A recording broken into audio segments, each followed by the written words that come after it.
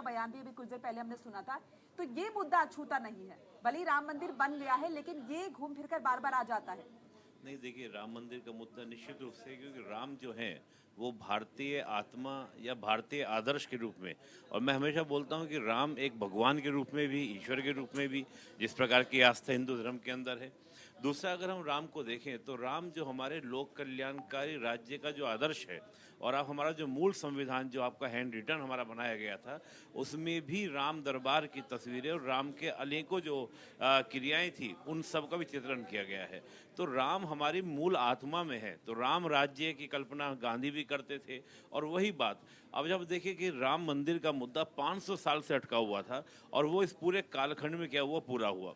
ये निश्चित बात है कि भाई सुप्रीम कोर्ट के निर्णय से हुआ, लेकिन बात जनता ये देखती है कि सुप्रीम कोर्ट में लड़ाई कौन पक्ष लड़ रहा था, वकील किस पार्टी की ओर से हो रहे थे। इसके बाद प्राण प्रतिष्ठा का कार्यक्रम जो हुआ वो इतना भव्य प्रोग्राम हुआ, कार्यक्रम हुआ। और देखिए, उत्तर प्रदेश और खासतौर से हम नॉर्थ इंडिया की हम बात करते हैं, उनके लिए तो राम मंदिर बहुत एक आस्था का विषय भी है, सम्मान का विषय भी है। और राम मंदिर को आप केवल आस्था सम्मान के भाव से मत देखिए, मैं तो उसको देखता हूँ राजनीतिक भाव से भी, आर्थिक कारणों से भी। बयान आया था, उन्होंने कहा था कि जो अच्छा राम भक्त नहीं है वो राष्ट्र भक्त भी नहीं हो सकता।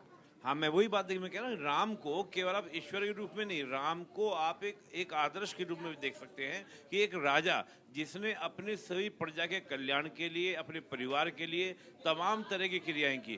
तो तभी तो मैं कह रहा हूँ कि खुद गांधी जी राम राज्य की कल्पना किया करते थे कि हमारा लोकतंत्र राम राज्य जैसा हो। के जी आपसे जवाब लेना चाहूंगी। देखिए, राम मंदिर और राम राज और राष्ट्रवाद ये एक बहुत बड़ा मुद्दा बन चुका है, जिसे बीजेपी लगातार लोगों के सामने रख